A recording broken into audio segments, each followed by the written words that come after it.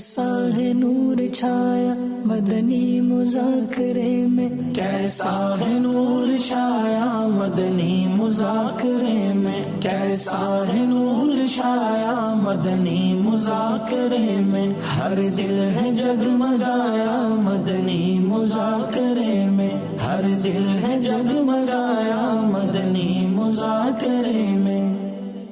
الحمدللہ رب العالمین والصلاة والسلام علی خاتم النبیین، اما بعد فاعوذ باللہ من الشیطان الرجیم، بسم اللہ الرحمن الرحیم، الصلاة والسلام علیک یا رسول اللہ وعلی آلک واصحابک یا حبیب اللہ، الصلاة والسلام علیک یا نبی اللہ وعلی آلک واصحابک یا نور اللہ۔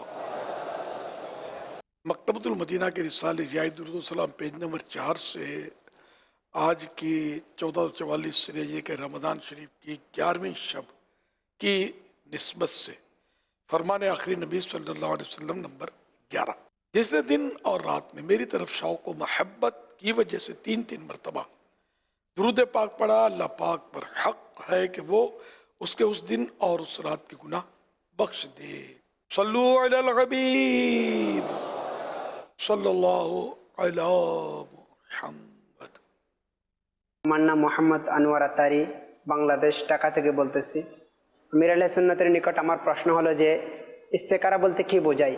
استخارہ سے مراد ہے کہ اللہ تعالیٰ سے کسی کام میں مشورہ چاہنا کہ میں یہ کروں کہ نہیں کروں۔ استخارے کے معنی ہے خیر مانگنا، خیر مانے بھلائی، بھلائی مانگنا یا کسی سے بھلائی کا مشورہ کرنا، کیونکہ اس دعا و نماز میں بندہ اللہ پاک سے گویا مشورہ کرتا ہے کہ فلاں کام کروں یا نہ کروں، اسی لیے استخارہ کرتے ہیں۔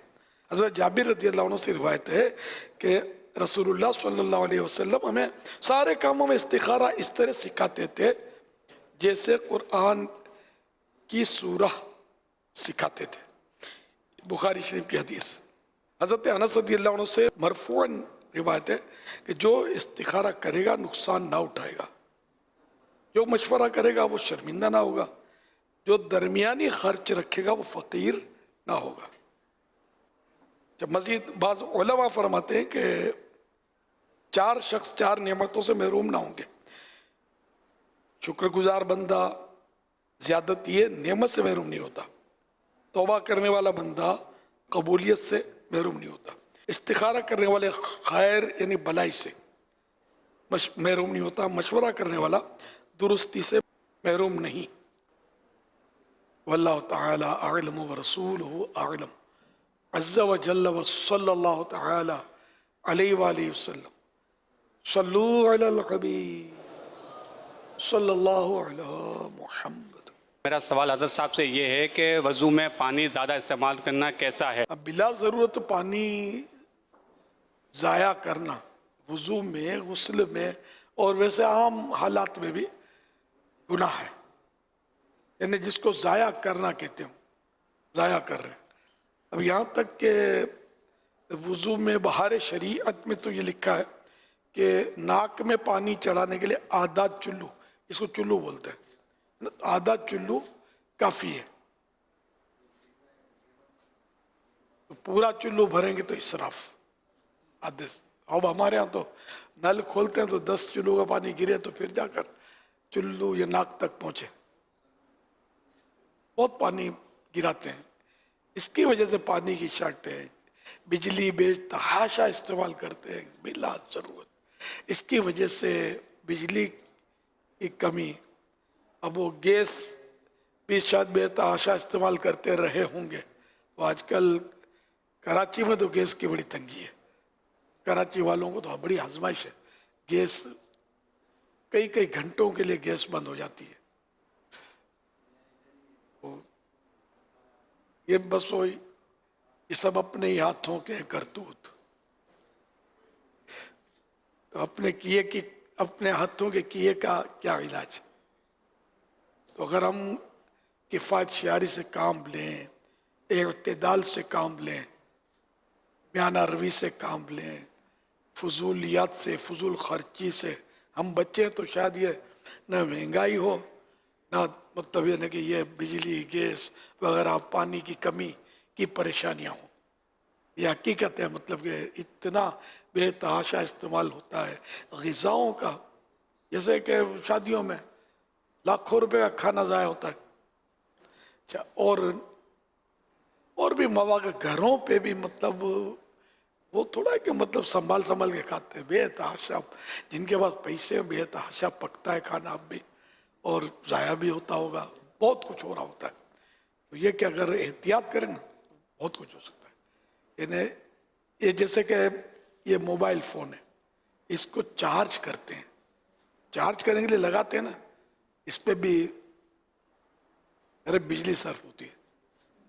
شاید ہی کسی کو پتا ہوگا کہ میرا موبائل کتنے وقت کے اندر 100 پر آ جاتا ہے، بیٹری چارج ہو جاتی ہے پوری. شاید ہی کسی کو پتا ہو. لگا دیا تو لگا دیا، وہ چارج ہوتا رہے 2 گھنٹے 4 گھنٹے 5 گھنٹے لگائے ہوتا، پتہ ہی نہیں ہوتا نا. نے کبھی غور ہی نہیں کیا کہ کتنی دیر میں یہ بھر جاتا ہے. ہر ایک کے فون کا الگ الگ معیار ہوگا، تو بالکل لگا رہتا ہے. مسجد میں بھی ابھی لگا کے بھول جائیں گے، سوئیں گے تو لگا دیتے ہوں گے، پھر اٹھ کے یاد آئے تو نکال لیتے ہوں گے. ایسا بھی کرتے ہوں گے، گھروں میں بھی ایسا کرتے ہوں گے. تو ایسا نہیں ہے، یہ فل چارج جو ہے نا، جیسے کہ میں نے تو اندازہ لگایا کہ میرا جیسے یہ موبائل فون ہے، یہ اگر 0 پہ آ جائے تو غالباً 1.5 گھنٹے 2 گھنٹے کے اندر یہ 100 ہو جائے گا. اگر بیچ میں لگایا تو 40 ہے 50 ہے یہ رہ گیا، لگایا تو گھنٹہ 1.25 گھنٹہ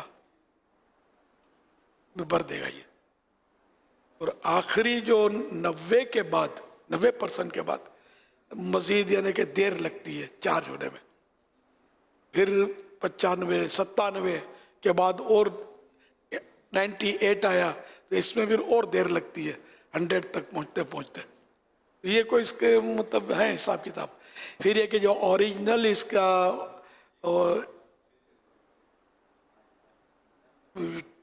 وائر ہوتا ہے تو اس میں ایڈیپٹر اس میں لگا ہوتا ہے، تو یہ جلدی کرتا ہے.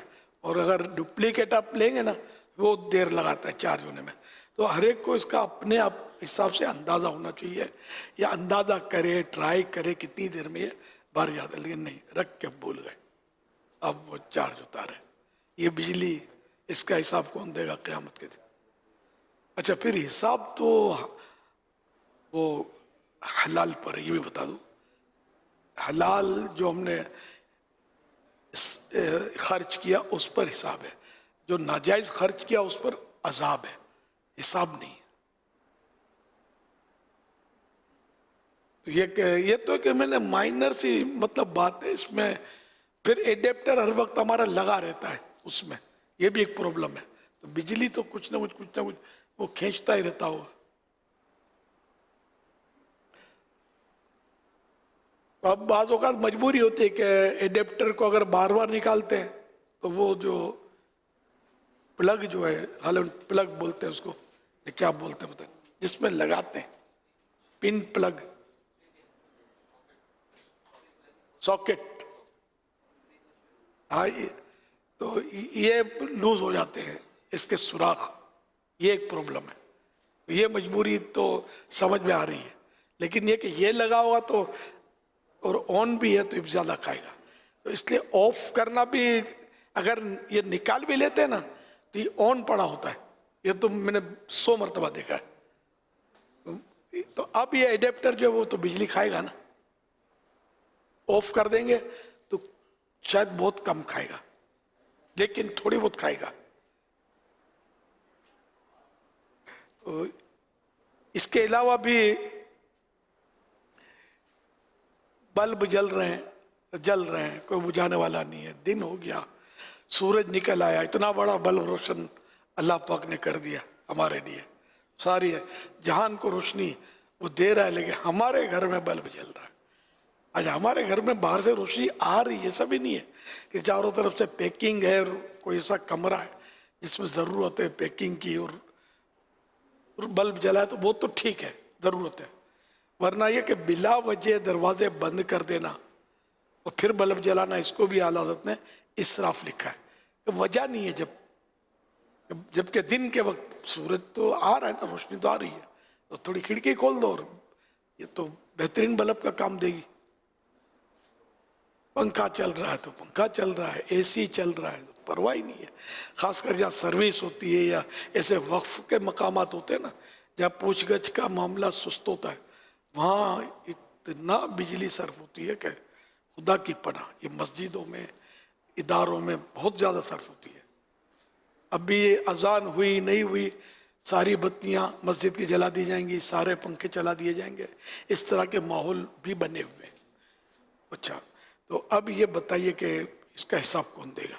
हिसाब भी क्या मतलब हुई है, सीधा सीधा ज़ाया हो रहा है। जब नमाजी आ जाए या नमाजी आ रहे आ गए, अब बत्ती पंखा जो भी हस्ब ज़रूरत, जितनों की ज़रूरत है उतने चलाए जाएँ, जितनों की ज़रूरत है इतने बल्ब रोशन किए जाएँ। अगर 100 बल्ब की ज़रूरत है 100 रोशन किए जाएँ, इतनी सारी मखलूक है। और अगर 2 की ज़रूरत है तो 3 क्यों? 1 की ज़रूरत है, 1 बल्ब से काम चल रहा है तो 2 क्यों? 1 पंखे से काम चल रहा है तो ये सारी छत के पंखे क्यों हरकत में? तो अब ये कि किसी का जहन इस तरह है नहीं, मैं तो बरसों से ये कहता आ रहा हूँ, लेकिन जहन बनता नहीं है। सीरियस लेने वाले लेते भी है, ऐसा नहीं है नहीं लेते, बात सीरियस लेते हैं इसको। बात तो सही समझ में आती है। इस तरह हम बिजली करके अपने हाथ से कसदन जानबूझकर अगर हम ज़ाया करेंगे तो जहाँ भी माल ज़ाया करना पाया जाए कि ये माल हम ज़ाया कर रहे हैं कि इसका बिल देना होता है ना, ये ज़ाया हो रहा है हमारा, तो जहाँ भी माल ज़ाया करना है, पानी भी हमने जहाँ ज़ाया किया, तो ये जो भी ज़ाया करते हैं ना माल, वो हराम होता है, ये गुनाह होता है, जहन्नम के अजाब का इसमें बंदा हकदार बनता है। तो इसी कई चीज़ें हम दबा दब ज़ाया कर रहे होते हैं, फेंक रहे होते हैं, तोड़ रहे होते हैं, फोड़ रहे होते हैं। काम की अलग चीज़ होती है, हम फेंक देते हैं उसको। तो ये बहुत है, ये घर घर की कहानी है। रोटियां बच गई तो ये चली गई, बाहर मुल्कों में तो डस्टबिन में डाल देते रोटियां, हाँ मुसलमानों के मुल्क में तो शऊर ही नहीं है इतना।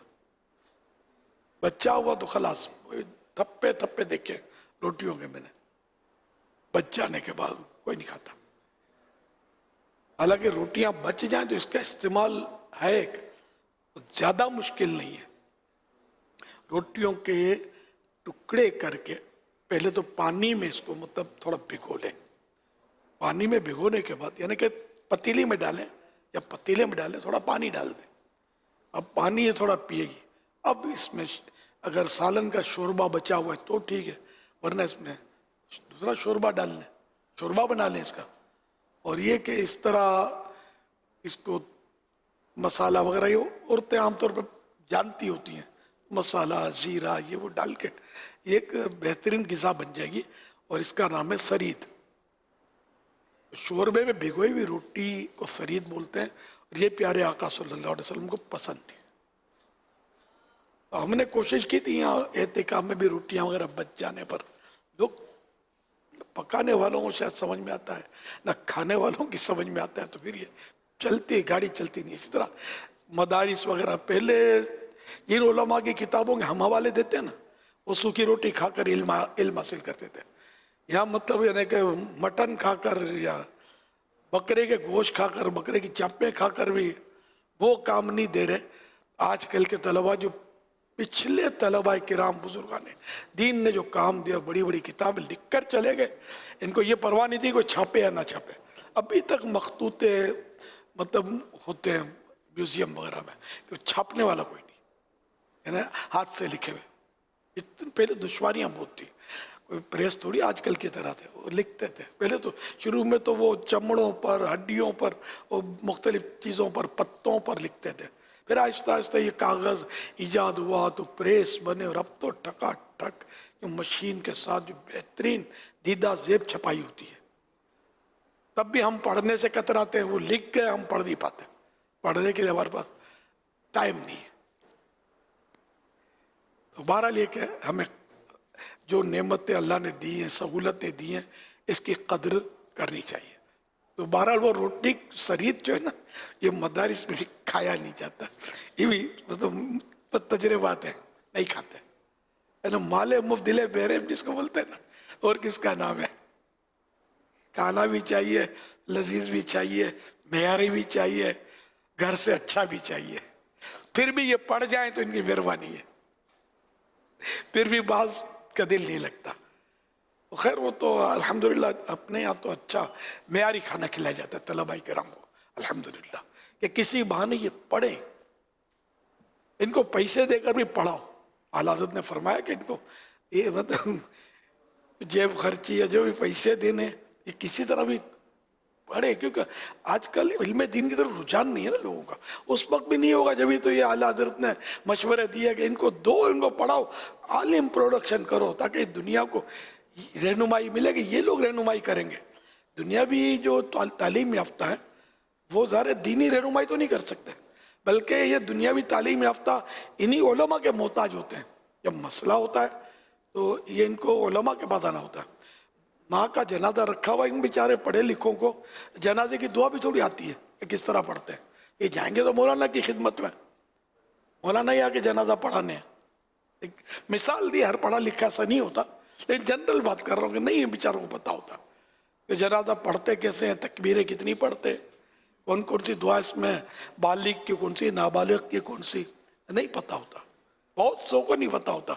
अभी जो सुन रहे होंगे वो अंदर अंदर मुस्कुरा रहे होंगे कि यार बात तो सही करता है, यार इतने बड़े बड़े मैंने डिग्री जमा कर लिए, यार मुझे जनाजे की दुआ तो याद नहीं है, मुझे देखकर कुरान तो पढ़ना आता नहीं है।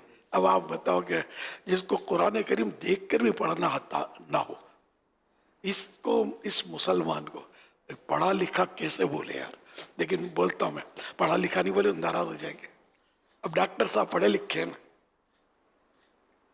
किसी डॉक्टर से कोई 12 महीने के नाम पर तो बोला मेरे को तो पता नहीं है, समझे कौन सा महीना चल रहा है इस्लामी में भी पता नहीं, मगर वो फिर दूसरे डॉक्टर को कह रहे थे मेरे सामने, कहते हैं यार अपने को तो ये भी नहीं आता कि इस्लामी 12 महीने कौन से, इसके नाम भी नहीं पता। तो ये हालत है। तो इल्म दीन ये जरूरी है। इल्म दीन जो ज़रूरत का है वो आदमी सीख ले, इसके बाद ज़रूरतन को दुनियावी इल्म शरई क़ुयूदात जो हैं इसके साथ अगर वो सीखता है तो कोई हर्ज नहीं है। लेकिन यार इल्म दीन तो हो, नमाज तो पढ़ना आवे यार। अब नमाज पढ़ना आती नहीं है, नमाज वज़ू करना आता नहीं है, नमाज जनाजा पढ़ना आती नहीं है, और अब है पढ़ा लिखा तो होएगा। चलो हम भी मान लेते हैं कि दुनियावी तो ये पढ़ा लिखा है। जैसे बच्चा बोलता मैं अच्छा बच्चा हूँ, अब पता है कि शरारती है बच्चा, शरारती बच्चा अच्छा तो होता नहीं, तो मैं बोलता हूँ देखने में अच्छे बच्चे हो। बच्चा यूं मजाक आता है ना, देखने में अच्छे बच्चे हो। सल्लु अला हबीब सल्लल्लाहु अला मुहम्मद। अमीर सुन्नत की बारगाह में अर्ज़ ये करनी थी कि जैसे कि इंसानों को घर या कमरे से बाहर निकलने के लिए दरवाज़ा खोलने की हाजत पेश आती है, इसी तरह जो दूसरी मखलूक होती है जिन्नात वगैरह, उनके लिए भी यही काम उनके लिए करना होता है। उनको जी दरवाजे वगैरह खोलने पड़ते हैं या दीवारों से ही वो पार हो जाते हैं। इस हवाले से रहनुमाई फरमा दीजिए। इनके लिए हमारे दरवाजे रुकावट नहीं होते, जब ही तो वो हदीसों में तरगीब मौजूद है कि घर का दरवाज़ा बिस्मिल्लाहिर्रहमानिर्रहीम पढ़कर बंद कर दो, शैतान दाखिल नहीं हो सकेगा। इसका मतलब है कि दरवाजे पर हम 1000 ताले लगा दें, बिस्मिल्लाह नहीं पढ़ेंगे शैतान अंदर होगा। न इनको निकलने के लिए दरवाज़ा चाहिए, ना दाखिले के लिए दरवाज़ा चाहिए। ज़िक्रुल्लाह इनके लिए कोड़े गोरेस कराते भगाते, अल्लाह की कितनी तिलावत इनको भगाती है। अल्लाह की कितनी बड़ी रहमत है कि इनको आते जाते हुए दरवाज़ा खोलना नहीं पड़ता, वरना ये बार बार घर में दरवाज़ा खुलता रहे और नज़र कोई नज़र आवे नहीं। सारी सेरी इफ्तारी एक तरफ रह जाए, दरवाजे कोई कम देखती रहे, अब कौन आया, ये कैसे दबाक करके खुल गया। یہ حالت اللہ خراب ہو جائے. اللہ نے کرم کیا ہے. اور یہ بھی اللہ کی رحمت ہے کہ یہ مخلوق نظر نہیں آتی. جی لوگ خواہش کرتے ہیں کہ ہم جن دیکھنا چاہتے ہیں. ارے بھائی یہ اللہ کی رحمت ہے. وہ جن نظر آتے ہوتے تو یہ یہاں نہیں ہوں گے کیا جن؟ ہم لوگ اتنے بیٹھے ہوئے ہیں. بالکل یعنی کہ یہ ہم سے زیادہ ان کی تعداد ایک مطلب 9 گنا. ایک بچہ انسان کا پیدا ہوتا ہے 9 جن پیدا ہوتے ہیں. یہ گھروں میں رہتے ہیں, چھتوں پہ رہتے ہیں, مسلمانوں کے دسترخوان پہ آ کے شریک ہو جاتے ہیں. تو یہ لکھا ہوا کتابوں میں. تو اگر یہ نظر بھی آئیں تو آپ کا کیا خیال ہے؟ آپ کی ساری بہادری کا بھاؤ پتہ چل جائے گا. ہم کسی کے نہیں ڈرتا تو پتہ چل جائے گا کہ آپ ڈرتے ہی ہیں, سب کو ڈرا دیتے ہیں, ایسا ڈرتے ہیں. تو اللہ کی رحمت ہے. جس کو اللہ نے پردے میں رکھا ہم اس کے پردے کو اٹھانے کی خواہش بھی نہ کریں گے مجھے جن دیکھنا ہے. ہم شاید برداشت بھی نہیں کر سکیں گے. حضرت ابراہیم خلیل اللہ علیہ نبی جنا علیہ صلاۃ والسلام کی وہ روایت یاد آئی کہ ملک الموت علیہ السلام کو دیکھنا, میں ملک الموت علیہ السلام کو دیکھنا چاہتا ہوں. یعنی ایسی صورت دکھاؤ جس میں گناہ گاروں کی روح قبض کرتے ہو. تو خیر وہ آپ کو حکم ہوا کہ اپنے آنکھیں بند کر لو. تو جب آنکھ بند کی پھر کھولی تو بڑا خوفناک منظر تھا. یہ ملک الموت علیہ السلام بہت ہی یعنی کہ ایسی صورت میں تھے کہ بہت ہیبتناک. تو آپ کا ہوش نہ رہا, زمین پر تشریف لائے بے ہوش. جب ہوش میں آئے تو اب وہ نہیں تھے ملک الموت علیہ السلام. آپ نے فرمایا کہ اگر گناہ گار صرف ملک الموت کی اس حال میں زیارت ہی کر لے تو یہی اس کی بہت بڑی سزا ہے. پھر نیکوکاروں کے لیے نیک بندوں کی روح کس طرح قبض کرتے ہیں. تو آنکھیں بند کرنے کا حکم, آنکھیں بند کی, اب کھولنے کا حکم تو کھولی. تو حسین و جمیل آدمی کھڑا تھا, خوشبوؤں کے لپٹیں آ رہی تھی, اور ایسی حسین صورت تھی کہ آپ نے فرمایا کہ اگر نیک بندے کو اور کوئی اجر نہ بھی ہو نا تو ملک الموت کی زیارت ہی اس کے لیے کافی ہے. یعنی یہ مضمون ہے اس روایت کا. تو اس طرح مطلب یہ کہ وہ تو اللہ کے نبی تھے, انہوں نے دیکھنے کی خواہش کی, اور اس طرح یہ ہم تک یہ پیغام پہنچنا یہ بھی ایک حکمت ہو سکتی ہے. تو ملک الموت علیہ السلام تو فرشتے ہیں, اور فرشتے کو عام آدمی دیکھ بھی نہیں سکتا. کسی نے مطلب اعلیٰ حضرت سے سوال کیا تھا فرشتوں کو دیکھنا چاہتا ہوں, تو ارشاد فرمایا کہ اس کے لیے کم از کم ولایت چاہیے,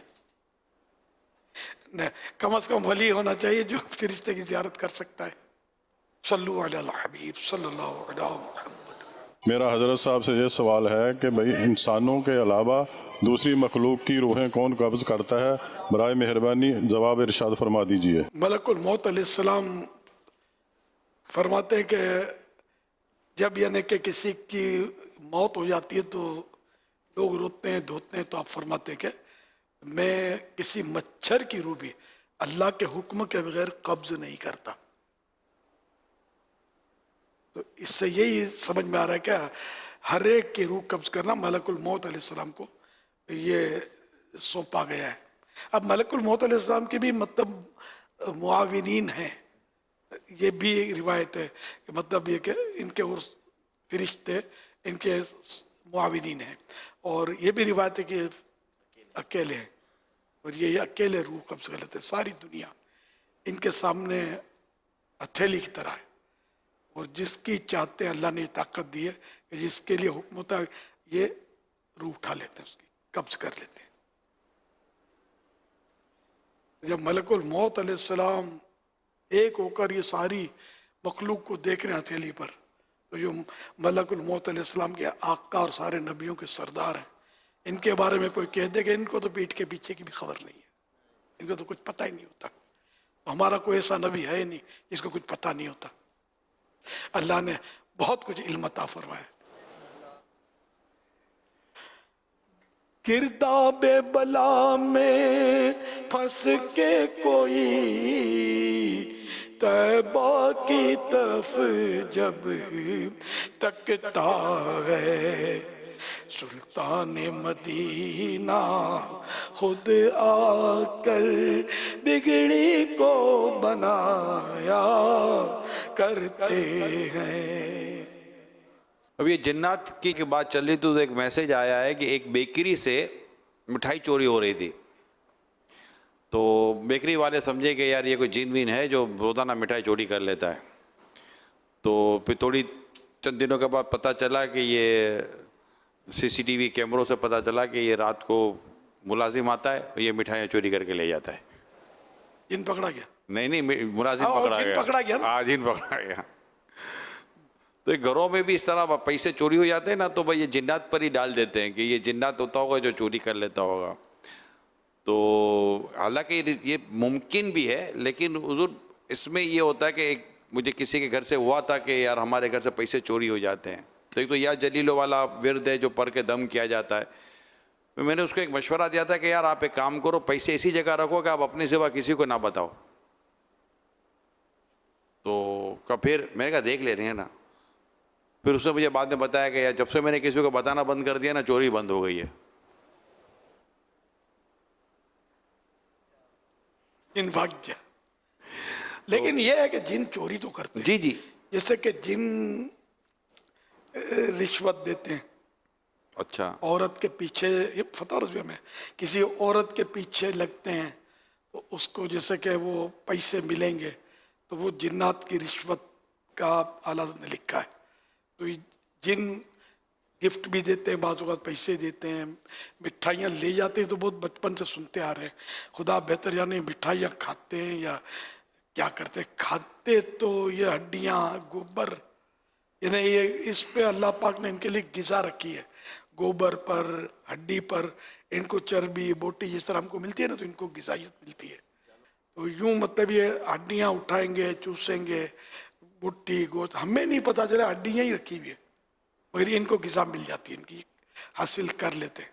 तो मुसलमानों के दस्तरखान पर भी तो आते नहीं है, तो क्या बईद ये हड्डियाँ उठाकर हमें नज़र ना आता हुई अपने जो भी इनके पास, इनकी साइज़ें भी तो पता नहीं चलती ना, दरवाज़ा ही इनको रोक नहीं सकता, तो किस तरह घुसते होंगे घरों में, है ना। तो यूँ मतलब ये कि ये हड्डी चूस लेते होंगे, चाट लेते होंगे, हमें हड्डी वहीं की वहीं नज़र आती होगी। तो वसवसा आएगा कि यार ये हड्डी कहीं जाती है या आती है, हिलती भी नहीं है, और बोलते हैं कि हड्डी इनकी ग़िज़ा है। हड्डियों की बोरी भर के रख दी, एक भी कम नहीं हुई, 1 साल से रखी हुई है। तो ये हम बस अल्लाह पाक की, ये भी कुदरत की निशानियाँ, कुदरत के करिश्मे। और जो हदीसों में आया, साड़ी आँखें बंद हैं, खलास, आसी मनन वाले सोचने वाले नहीं है। हदीसों में आ गया, लब्बैक, खलास, हमने मान लिया, हमें कोई और मतलब अक्ल के घोड़े दौड़ाने नहीं है, अक्ल को तनकीद से फुर्सत नहीं, इश्क पर आमाल की बुनियाद रखे। हज़रत सैयदना अबू हुरैरा रज़ी अल्लाह अन्हु रिवायत करते हैं कि नबी करीम सल्लल्लाहु अलैहि वसल्लम ने मुझे हुक्म फरमाया कि मेरे लिए पत्थर तलाश करो ताकि मैं उससे इस्तिंजा करूं, लेकिन हड्डी और गोबर मत लाना। मैंने आप सल्लल्लाहु अलैहि वसल्लम की खिदमत में वो पत्थर पेश कर दिए जो मैंने पल्ले बांध रखे थे। जब आप सल्लल्लाहु अलैहि वसल्लम फारिग हो गए तो मैंने अर्ज़ की, हड्डी और गोबर से मना करने में क्या हिकमत है। आप सल्लल्लाहु अलैहि वसल्लम ने इरशाद फरमाया, ये दोनों चीज़ें जिन्नात की खुराक हैं। मेरे पास नसीबैन एक शहर का नाम है कि जिन्नों का एक वफ्द आया था, वो बहुत नेक जिन थे, उन्होंने मुझसे खुराक मांगी, तो मैंने अल्लाह पाक से इनके लिए दुआ की कि ये जिस हड्डी और लीद के पास जब भी गुजरें, इसी पर अपनी ग़िज़ा मौजूद पाएं। सल्लु अला हबीब सल्लल्लाहु अलैहि वसल्लम। अल्लाह के प्यारे और आखिरी नबी सल्लल्लाहु अलैहि वसल्लम की इस्तेमाल करदा ग़िज़ाएं जहां लज्जत से भरपूर हैं, वहाँ उनके तिब्बी फ़वाइद भी बेशुमार हैं। और आज 1400 साल से ज़्यादा अरसा गुजर चुका है, न्यूट्रिशनिस्ट जो ग़िज़ा के माहिरीन डॉक्टर्स होते हैं वो उनकी फ़ादियत बयान कर रहे हैं। मसलन खजूर, कद्दू शरीफ, ककड़ी, अंगूर, खरबूजा, सरीद यानी शोरबा और सालन, खजूर का हलवा, पीलू का फल, गोश्त اور بھی بہت سی ہیں. اب ان تمام غذاؤں کی نیوٹریشنل پروفائل اگر دیکھی جائے تو غذائی لحاظ سے یہ سپر فوڈز ہیں, اور ان غذاؤں کا حصول بھی کوئی مشکل نہیں ہے, عام دسترخوان پر یہ موجود ہوتی ہیں. تو حضور یہ جب غذائیں ہمارے سامنے موجود ہوں اور ہمارے علم میں بھی ہو کہ یہ نبی پاک صلی اللہ علیہ وسلم نے ان غذاؤں کو استعمال فرمایا تھا, تو اس وقت ہماری نیت کیا ہونی چاہیے؟ اور پھر بعض غذاؤں کو, بعض کھانوں کو آقا صلی اللہ تعالی علیہ وسلم نے بطور دوا بھی, میڈیسن کے بھی ارشاد فرمایا ہے, تو کیا ہم بھی اسی خاص بیماری کے لیے اس غذا کو بطور دوا استعمال کر سکتے ہیں؟ ماشاءاللہ. اب ایک کبھی یہ ہر غذا کے لیے استعمال کر دی پیارے آقا صلی اللہ علیہ وسلم نے, تو ایک آدھ بار استعمال فرمائی, تو اس سے اس کو سنت تو نہیں کہا جائے گا. اعلیٰ حضرت فرماتے ہیں کہ ایک آدھ بار کا عمل سرکار صلی اللہ علیہ وسلم کا وہ سنت نہیں کہلاتا. یہ علماء ہی فیصلہ کریں گے کہ کون سی غذا سنت ہے اور کون سی غذا مطلب مباح ہے, یا سرکار صلی اللہ علیہ وسلم سے ایک بار بھی اگر استعمال فرمایا تو ثابت ہے, یہ تو کہیں گے کہ ثابت ہے استعمال. لفظ سنت اور ثابت میں فرق ہے. اب رہا کہ جس کی خوبیاں بیان فرمائیں اس طرح کے علاج کے لیے, یا بطور علاج خود نوازا کسی غذا کو, تو اس کو بھی ہم طبیب کے مشورے سے استعمال کر سکتے ہیں, کیونکہ وہ عرب کا ماحول, وہاں کی آب و ہوا اور دیگر ممالک کی آب و ہوا میں فرق ہوتا ہے. تو وہاں کسی کو پیارے آقا صلی اللہ علیہ وسلم نے علاج کے لیے ارشاد فرمایا تو یہ اسی کے لیے ہے, دوسروں کے لیے موافق ہے نہیں ہے. ہر ایک کے اپنے اپنے طبیعت بھی الگ الگ ہوتی ہے, مزاج بھی الگ الگ سے ہوتے ہیں, تو اس لیے وہ ڈاکٹر یا طبیب وہ اس میں مشورہ دے تو ہی استعمال بطور علاج تو ہی استعمال کیا جائے. واللہ تعالی اعلم ورسولہ اعلم عز وجل وصلی اللہ تعالی علیہ وآلہ وسلم. صلو علی الحبیب صلی اللہ علی محمد. السلام علیکم. وعلیکم السلام. کیسے ہیں آپ؟ خیریت سے ہیں؟ شکر ہے. چائے لیجئے پلیز. ضرور. بسم اللہ الرحمن الرحیم.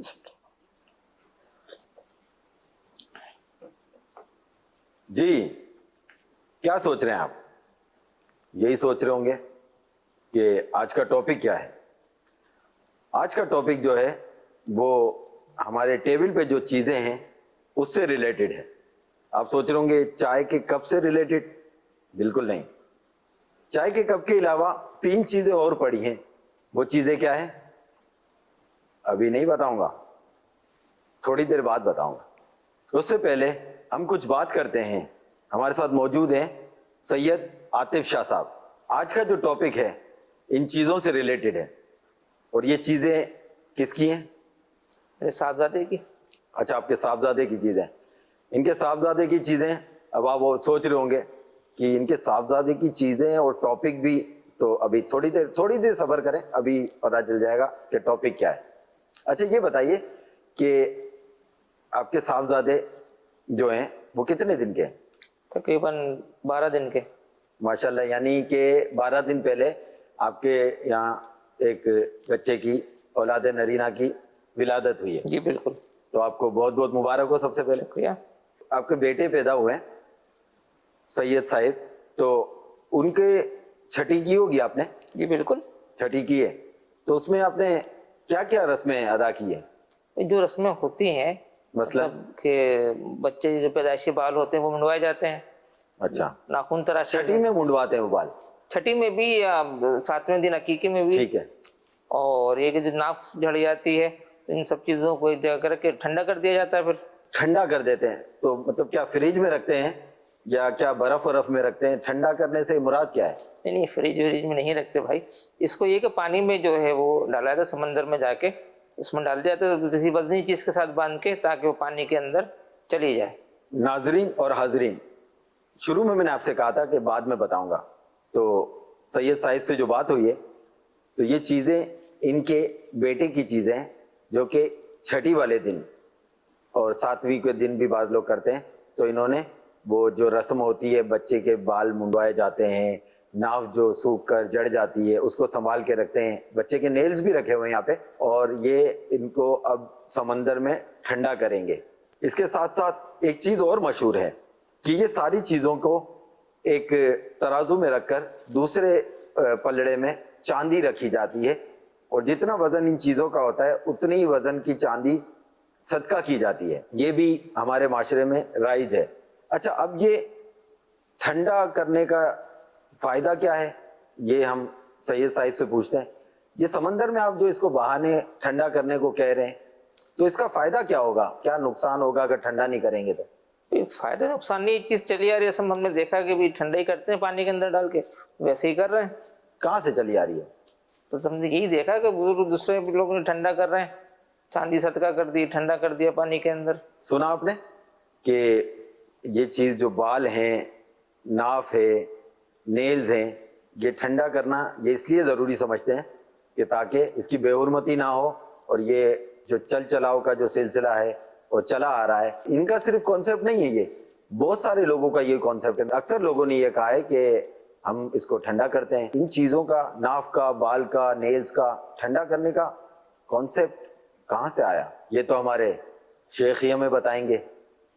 پلیز شیخ، ایک تو یہ بتائیے کہ لوگ یہ جو تینوں چیزوں کے برابر چاندی کا وزن کر کے اور صدقہ دیتے ہیں، اور اس کے ساتھ ساتھ یہ بال، ناف اور ناخن کو جو یہ سمندر میں ٹھنڈا کرنے کا طریقہ کار اپناتے ہیں، کیا یہ درست ہے؟ اگر درست نہیں ہے تو آخر درست کیا ہے؟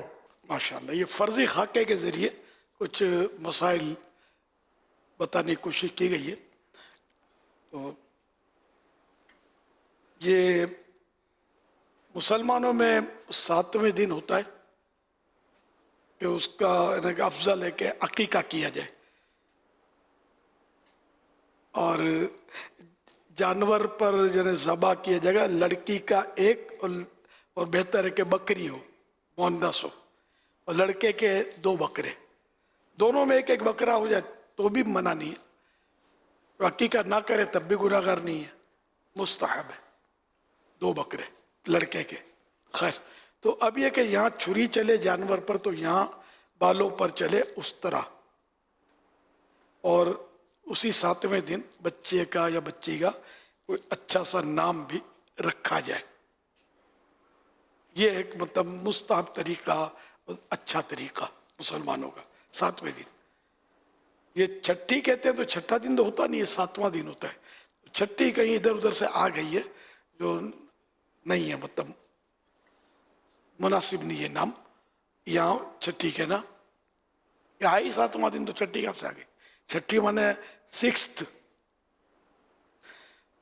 اور یہ جو بال ہیں، ناخن ہیں، اور یہ جو ناف کی جگہ کوئی چیز دکھائی انہوں نے، تو یہ چیزیں سمندر میں ٹھنڈا کرنا، یہ تو کوئی کانسیپٹ نہیں ہے اس کا. میں نے تو پہلی بار سنا. مسئلہ بہار شریعت وغیرہ میں لکھا ہے کہ بدن انسانی سے جو چیز جدا ہو، بال ہے، ناخن ہے وغیرہ، ان کو دفن کیا جائے. یہ بچے کی چیزیں سمندر میں ٹھنڈی کرنے کے بجائے دفن کی جائیں. بال کے وزن کے برابر چاندی صدقہ کرنا یہ مستحب ہے، یہ افضل ہے. اگر اللہ نے توفیق دیے تو یہ کرنا چاہیے کہ کسی غریب کو چاندی تول کر، چاندی بالوں کے وزن میں چاندی کر کے، بالوں کا وزن اتنا ہوتا نہیں ہے، تھوڑی سی چاندی بنے گی تو یہ ثواب کا کام ہے. محمد یعنی امام باقر ابن علی ابن حسین رضی اللہ عنہ مجمعین سے، اور وہ حضرت علی کرم اللہ وجہ الکریم سے روایت کرتے ہیں، رسول اللہ صلی اللہ علیہ وسلم نے جناب حسن رضی اللہ عنہ کی طرف سے، امام حسن کی طرف سے ایک بکری سے عقیقہ کیا، اور فرمایا فاطمہ اس کا سر منڈا دو اور ان کے بالوں کے وزن کی چاندی خیرات کر دو. تو ہم نے بال تولے تو 1 درم یا 22 درم وزن ہوا.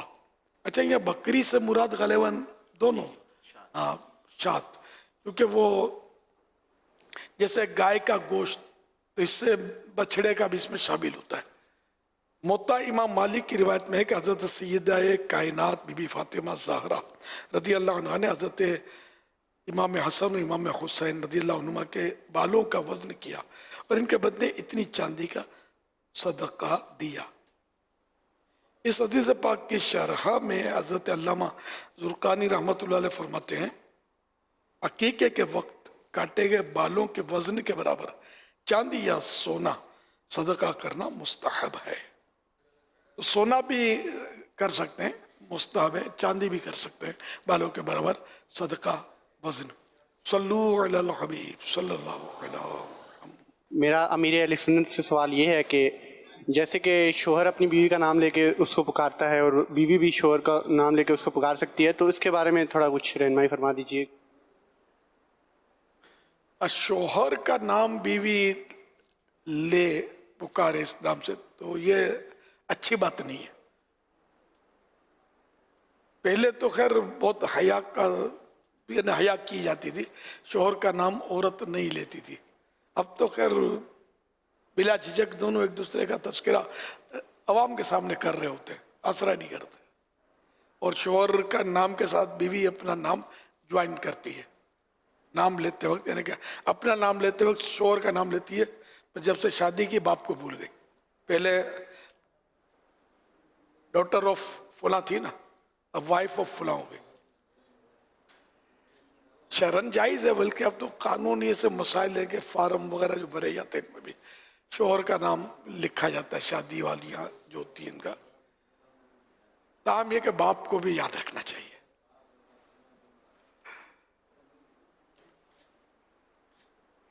पहले तो किसी ने यहाँ तक कि चुटकुला भी बना लिया था कि शोहर का नाम लेती ही नहीं थी औरतें, इतना मतलब शर्माती थी। तो और वो मशहूर ये कर दिया था किसी ने कि शोहर का नाम लेने से निकाह टूट जाता है। ये भी ज़रा गलत बात है, ऐसा भी नहीं है। तो एक चुटकुला यूँ किसी ने गढ़ा था कि वो कि किसी के शोहर का नाम औरत के वो रहमतुल्लाह था, तो जब नमाज में सलाम फिरती तो वो अस्सलामु अलैकुम मुन्ने के अब्बा, इस तरह सलाम फिरती थी। रहमतुल्लाह बोलूँगी तो वो निकाह न टूट जाएगी मेरा। ये चुटकुला किसी ने गढ़ा होगा, यकीनन गढ़ा होगा, वो गलत है, ऐसा नहीं है, निकाह नहीं टूटता। ताम ये कि वो एक इस तरह का हया का दौर था, शोहर का नाम लेते हुए शर्माती थी। अब जो भी आपके सामने है, सल्लू अलल हबीब सल्लल्लाहु अलैहि वसल्लम। कैसा है नूर छाया मदनी मुज़ाकरे में, कैसा है नूर छाया मदनी मुज़ाकरे में, कैसा है नूर छाया मदनी मुज़ाकरे में, हर दिल है जगमगाया मदनी मुज़ाकरे में, हर दिल है जगमगाया मदनी मुज़ाकरे में।